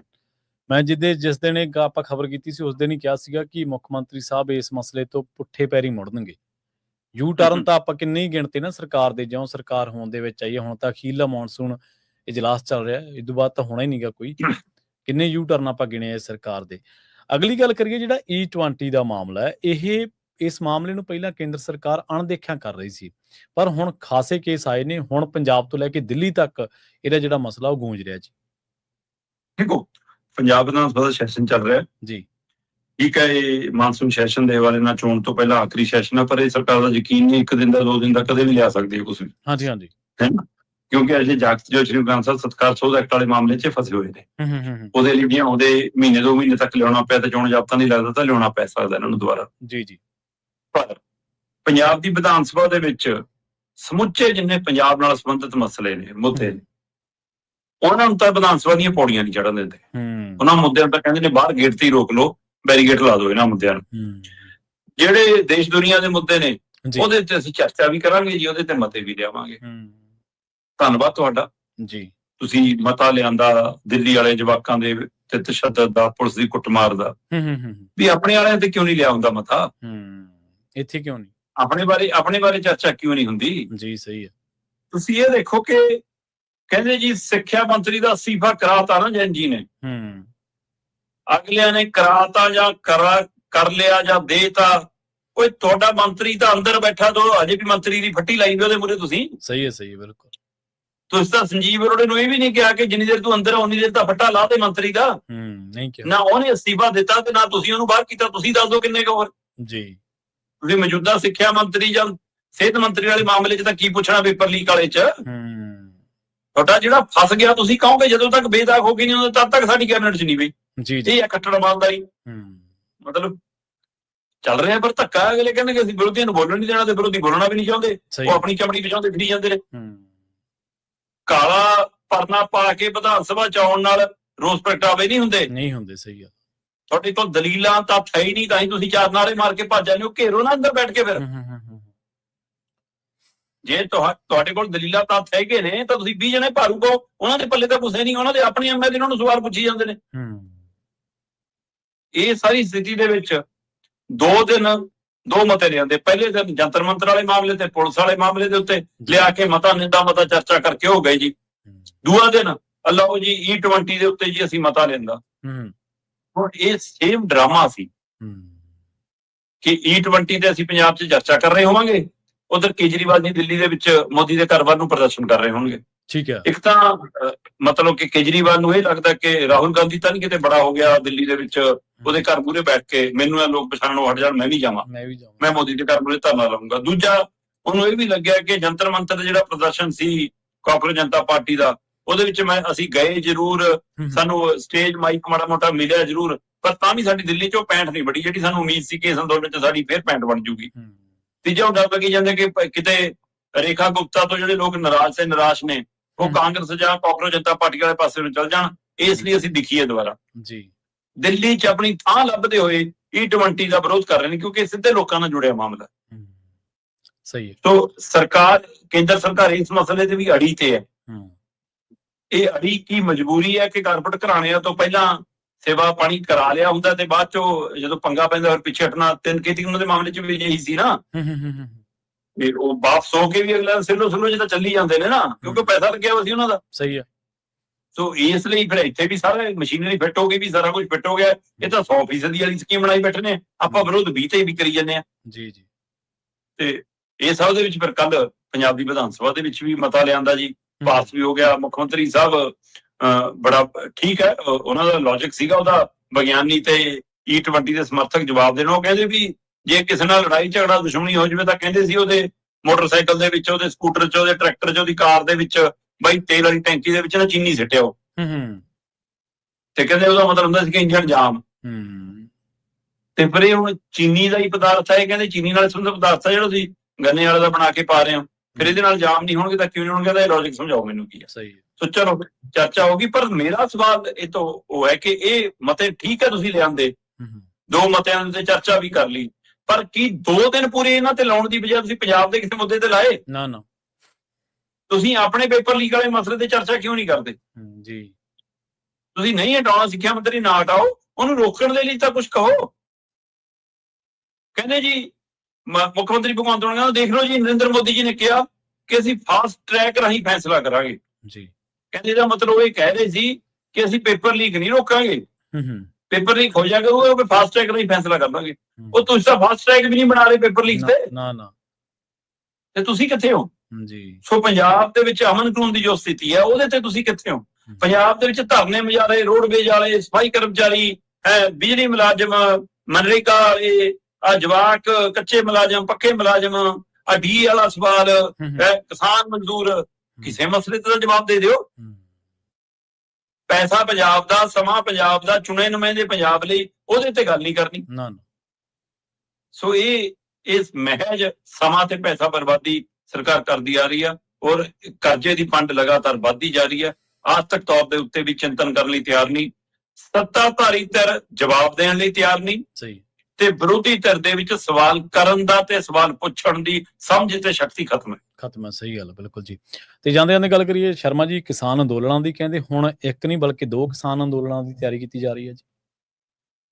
ਬਿਲਕੁਲ ਜੀ, ਐਸਕੇਐਮ ਨੇ ਤਿਆਰੀ ਕੀਤੀ ਹੈ। ਇੱਕ ਤਾਂ ਰਾਸ਼ਟਰੀ ਪੱਧਰ ਦੇ ਉੱਤੇ ਕਿਸਾਨ ਅੰਦੋਲਨ ਹੋ ਜਾ ਰਿਹਾ, ਜਿਹੜਾ 10 ਅਗਸਤ ਨੂੰ ਹੈ ਜੀ ਜੀ। ਬਕਾਇਦਾ ਤੌਰ ਦੇ ਉੱਤੇ ਇਹਨਾਂ ਦੀ ਜਿਹੜੀ ਵੱਡੀ ਕਨਵੈਨਸ਼ਨ ਦਿੱਲੀ 'ਚ ਹੋਈ ਸੀ ਐਸਕੇਐਮ ਦੀ, ਫਿਰ ਉਸ ਤੋਂ ਬਾਅਦ ਮੀਟਿੰਗਾਂ ਦੌਰਾਨ ਇਹ ਫੈਸਲਾ ਹੋਇਆ ਕਿ 10 ਅਗਸਤ ਤੋਂ ਅਸੀਂ ਜੇਲ੍ਹ ਭਰੋ, ਰੇਲ ਰੋਕੋ, ਰੋਡ ਰੋਕੋ, ਇਹ ਵੱਡਾ ਅੰਦੋਲਨ ਕਰਾਂਗੇ। ਉਹ ਕਹਿੰਦੇ ਵੀ ਸੱਤਾਧਾਰੀ ਤਾਂ ਸੁਣਨਾ ਹੀ ਕੀ ਹੁੰਦਾ, ਵਿਰੋਧੀ ਵੀ ਨਹੀਂ ਸੁਣਦੇ। ਰਾਹੁਲ ਗਾਂਧੀ ਨੂੰ ਮਿਲ ਕੇ ਆਏ ਸੀ, ਦੇ ਕੇ ਆਏ ਸੀ, ਸਾਰਾ ਕੁਝ ਸਮਝਾ ਕੇ ਸੀ, ਉਦੋਂ ਉਹਨੇ ਕਿਹੜਾ ਸਾਡਾ ਸੰਸਦ 'ਚ ਕਦੇ ਸਵਾਲ ਚੁੱਕਿਆ, ਮੁੱਦਾ ਚੁੱਕਿਆ। ਸੋ ਇਸ ਲਈ ਕਹਿੰਦੇ 17 ਤਰੀਕ ਤੋਂ ਫਿਰ ਅਸੀਂ 10 ਅਗਸਤ ਤੋਂ ਸ਼ੁਰੂ ਕਰਕੇ 17 ਅਗਸਤ ਤੋਂ ਫਿਰ ਅਸੀਂ ਸੱਤਾਧਾਰੀ ਧਿਰਾਂ ਦੇ ਮੰਤਰੀਆਂ ਨੂੰ, ਸੂਬਿਆਂ ਦੇ ਮੁੱਖ ਮੰਤਰੀਆਂ ਨੂੰ, ਮੈਂਬਰ ਪਾਰਲੀਮੈਂਟਾਂ ਨੂੰ, ਐਮਐਲਏਆਂ ਨੂੰ, ਉਹਨਾਂ ਨੂੰ ਨਿੱਜੀ ਤੌਰ ਤੇ ਜਾ ਕੇ ਮੰਗ ਪੱਤਰ ਦੇ ਕੇ ਸਾਰਾ ਕੁਝ ਸਮਝਾਵਾਂਗੇ ਕਿ ਸਾਡੀ ਗੱਲ ਕਰੋ। ਇੱਕ ਤਾਂ ਉਹ ਕਹਿੰਦੇ ਗੱਲ ਸਾਡੀ ਕੱਲੀ ਸਾਡੀ ਨਹੀਂ ਗੀ, ਜੇ ਅਮਰੀਕਾ ਦੀ ਨੀਤੀ ਆ ਰਹੀ ਹੈ ਉਹਦੀ ਮਾਰ ਪੂਰੇ ਮੁਲਕ ਤੇ ਪੈਣੀ ਹੈ, ਸਹੀ, ਉਸ ਮਸਲੇ ਤੇ ਹੈ। ਫਿਰ ਐਮਐਸਪੀ ਵਾਲੇ ਦਾਅਵੇ ਵਾਅਦੇ ਕਿਉਂ ਕਰਦੇ ਹੋ ਤੁਸੀਂ, ਸਟੇਜਾਂ ਤੋਂ ਲਾਉਂਦੇ ਕਿਉਂ ਜੀ ਇੰਨੀਆਂ ਫਸਲਾਂ ਤੇ ਐਮਐਸਪੀ ਦਿੰਦੇ ਜਦੋਂ ਖਰੀਦ ਨਹੀਂ ਕਰਦੇ। ਫਿਰ ਕਰਜ਼ੇ ਵਾਲਾ ਮਸਲਾ ਖੜਾ ਹੈ, ਉਹ ਕਹਿੰਦੇ ਜੇ ਕਾਰਪੋਰੇਟ ਘਰਾਣਿਆਂ ਦੇ ਕਰਜ਼ਿਆਂ ਦੇ ਲੀਕ ਵੱਧ ਸਕਦੀ ਹੈ, ਸਾਡੀ ਵਾਰੀ ਕਿਉਂ ਮੌਤ ਪੈਂਦੀ ਹੈ। ਸੋ ਅਜਿਹੇ ਕੁਝ ਉਹਨਾਂ ਦੇ ਬੁਨਿਆਦੀ ਸਵਾਲ ਨੇ, ਤੇ ਉਹ ਇਸ ਨੂੰ ਕਹਿੰਦੇ ਵੀ ਅਸੀਂ 26 ਨਵੰਬਰ ਨੂੰ ਜਦੋਂ ਵੱਡਾ ਕਿਸਾਨ ਅੰਦੋਲਨ ਹੋਇਆ ਸੀ, ਜਦੋਂ ਦਿੱਲੀ ਨੂੰ ਤੁਰਿਆ ਸੀਗਾ, ਤੇ ਉਸ ਤਰੀਕ ਤੱਕ ਇਸ ਅੰਦੋਲਨ ਨੂੰ ਲੈ ਕੇ ਜਾਵਾਂਗੇ। ਜੇ ਉਹ ਤੋਂ ਪਹਿਲਾਂ ਸਰਕਾਰਾਂ ਨਹੀਂ ਸੁਣਦੀਆਂ ਫਿਰ ਉਦੋਂ ਵੱਡਾ ਦੇਸ਼ ਵਿਆਪੀ ਪ੍ਰਦਰਸ਼ਨ ਨੂੰ 1000 ਤੋਂ ਵੱਧ ਥਾਵਾਂ ਦੇ ਉੱਤੇ 10 ਅਗਸਤ ਨੂੰ ਪ੍ਰਦਰਸ਼ਨ ਦੀ ਸ਼ੁਰੂਆਤ ਹੈ। ਦੂਸਰੇ ਪਾਸੇ ਪੰਜਾਬ ਦਾ ਜਿਹੜਾ ਐਸਕੇਐਮ ਦਾ ਵਿੰਗ ਹੈ, ਖਾਸ ਕਰਕੇ ਬਲਬੀਰ ਸਿੰਘ ਰਾਜੇਵਾਲ, ਲੱਖੋਵਾਲ ਹੋਰੀ ਤੇ ਹੋਰ ਉਹਨਾਂ ਸਹਿਯੋਗੀ, ਉਹਨਾਂ ਨੇ ਇੱਕ ਮੀਟਿੰਗ ਕੀਤੀ ਚੰਡੀਗੜ੍ਹ, ਕਿ ਉਹ ਕਹਿੰਦੇ ਐਸਕੇਐਮ ਦੇ ਵਿੱਚ ਪਾਸ ਹੈ ਸਾਡਾ, ਅਸੀਂ ਸਤੰਬਰ ਤੋਂ ਚੰਡੀਗੜ੍ਹ ਦੇ ਵਿੱਚ 7 ਦਿਨ ਦਾ ਪ੍ਰਦਰਸ਼ਨ ਕਰਾਂਗੇ। ਠੀਕ ਹੈ, 1 ਸਤੰਬਰ ਤੋਂ 7 ਦਿਨ ਦਾ ਚੰਡੀਗੜ੍ਹ 'ਚ ਪ੍ਰਦਰਸ਼ਨ। ਉਹ ਕਹਿੰਦੇ ਮੁੱਖ ਤੌਰ ਤੇ ਮੁੱਦਾ ਪਾਣੀ ਤੇ ਬਾਕੀ ਕਿਸਾਨੀ ਮਸਲੇ। ਕਹਿੰਦੇ ਵੀ ਪਾਣੀ ਅਜੇ ਤੱਕ ਪੰਜਾਬ ਵਰਗੇ ਸੂਬੇ 'ਚ ਸਰਕਾਰਾਂ ਪੀਣ ਵਾਲਾ ਹਰ ਘਰ ਨੂੰ ਸ਼ੁੱਧ ਉਪਲਬਧ ਨਹੀਂ ਕਰਾ ਸਕੀਆਂ, ਤੇ ਖੇਤੀ ਲਈ, ਉਦਯੋਗ ਲਈ, ਹੋਰ ਕਾਰੋਬਾਰੀ ਲਈ ਤਾਂ ਕਿੱਥੋਂ ਦੇਣਾ ਸੀ। ਸੋ ਇਸ ਲਈ ਕਹਿੰਦੇ ਇੱਕ ਤਾਂ ਸ਼ੁੱਧ ਪਾਣੀ ਪੀਣ ਵਾਲਾ, ਨਹਿਰੀ ਪਾਣੀ ਜਿਹੜਾ ਤੁਸੀਂ ਕਹਿੰਦੇ ਹੋ ਟੇਲਾਂ ਤੱਕ ਪਹੁੰਚਾਦਾ, ਉਹ ਪਹੁੰਚਾਦਾ ਕਹਿੰਦੇ ਉਹ ਪ੍ਰਚਾਰਾਂ ਵਾਲੇ ਪਾਸੇ ਤੋਂ ਜਾਂਦਾ ਦਿਖਦਾ, ਪਰ ਹਕੀਕਤ 'ਚ ਉਹ ਸਥਿਤੀ ਨਹੀਂ ਬਣੀ, ਸਾਰੇ ਖੇਤਾਂ ਨੂੰ ਨਹੀਂ ਉਵੇਂ ਹੈਗਾ ਜੀ। ਫਿਰ ਉਹ ਕਹਿੰਦੇ ਕਿ ਪਾਣੀ ਦੀ ਵੰਡ ਦਾ ਮਸਲਾ, ਫਿਰ ਪਾਣੀ ਦੇ ਗੰਧਲੇ ਹੋਣ ਦਾ ਮਸਲਾ, ਪਾਣੀ ਦੇ ਪੱਧਰ ਘਟਣ ਦਾ ਮਸਲਾ। ਸੋ ਕੁੱਲ ਪਾਣੀਆਂ ਦੇ ਉੱਤੇ ਕੇਂਦਰਿਤ ਕਰਕੇ ਨਾਲ ਉਹਦੇ ਫਿਰ ਲੈਂਡ ਪੂਲਿੰਗ, 16 ਪਿੰਡ ਵਾਲਾ ਮਾਮਲਾ ਫਿਰ ਖੜਾ ਮੂਰੇ, ਸਹੀ ਹੈ ਨਾ। ਇਸ ਦੇ ਨਾਲ ਹੀ ਫਿਰ ਉਹ ਕਹਿੰਦੇ ਕਿ ਜਿਹੜਾ ਮਨਰੇਗਾ ਦਾ ਮਸਲਾ, ਤੁਸੀਂ ਜੀ ਰਾਮ ਜੀ ਜਿਹੜੇ ਮਤਿਆਂ ਲਿਆਉਂਦੇ ਨੇ, ਆਪਾਂ ਗੱਲ ਕਰ ਰਹੇ ਕਿ ਜੀ ਆ ਪੁਲਿਸ, ਦਿੱਲੀ ਪੁਲਿਸ ਖਿਲਾਫ ਮਤਾ ਪਾ ਲਿਆ, G20 ਖਿਲਾਫ ਮਤਾ ਪਾ ਲਿਆ, ਮਤਲਬ ਤੁਸੀਂ ਮਨਰੇਗਾ ਬੰਦ ਕਰਨ ਦੇ ਵੀ ਖਿਲਾਫ ਪਾਇਆ ਸੀ, ਪਰ ਜੀ ਰਾਮ ਜੀ ਨੂੰ ਮਨਜ਼ੂਰੀ ਸਭ ਤੋਂ ਪਹਿਲਾਂ ਦੇਸ਼ ਦੇ ਵਿੱਚ ਪੰਜਾਬ ਸਰਕਾਰ, ਭਗਵੰਤ ਮਾਨ ਦੀ ਸਰਕਾਰ ਨੇ ਦਿੱਤੀ ਹੈ। ਸਹੀ ਹੈ, ਫਿਰ ਤੁਹਾਡੇ ਮਤੇ ਦੀ ਅਹਿਮੀਅਤ ਕੀ ਹੈ ਜੀ? ਆਪਣੀ ਗੱਲ ਆਪ ਹੀ ਪਲਟ ਜਾਂਦੇ, ਆਪ ਹੀ ਪਲਟ ਜਾਂਦੇ, ਸਹੀ ਹੈ। ਸੋ ਇਸ ਲਈ ਉਹ ਕਹਿੰਦੇ ਫਿਰ ਉਹਦੇ ਵਿੱਚ ਰੁਜ਼ਗਾਰ ਦਾ ਮਸਲਾ ਖੜਾ ਸਾਡੇ ਮਜ਼ਦੂਰਾਂ ਦੇ ਲਈ। ਸੋ ਇਹ ਅਹਿਮ ਮਸਲੇ ਨੇ ਜਿਹਦੇ ਵਿੱਚ ਫਿਰ ਅਮਰੀਕਾ ਵਾਲੀ ਉਹ ਡੀਲ ਦੇ ਨਾਲ ਲੈ ਕੇ ਜਿਹੜੇ ਸੂਬਿਆਂ ਤੇ ਅਸਰ ਪੈਣਾ, ਸਹਾਇਕ ਧੰਦਿਆਂ ਤੇ ਅਸਰ ਪੈਣਾ, ਫਿਰ ਖੁਦਕੁਸ਼ੀਆਂ ਦਾ ਮਾਮਲਾ, ਕਿਸਾਨੀ ਕਰਜ਼ਿਆਂ ਦਾ ਮਾਮਲਾ, ਫਸਲਾਂ ਦੇ ਐਮਐਸਪੀ। ਉਸ ਕੇਂਦਰੀ ਟੀਮ ਤੇ ਸੂਬਈ ਟੀਮ ਦੇ ਮੁੱਦੇ ਅਹਿਮ ਨੇ, ਸਾਂਝੇ ਨੇ, ਤੇ ਪ੍ਰਦਰਸ਼ਨ ਇਸ ਲਈ ਉਹ 10 ਅਗਸਤ ਤੋਂ ਹੈ ਤੇ 1 ਸਤੰਬਰ ਤੋਂ ਹੈ।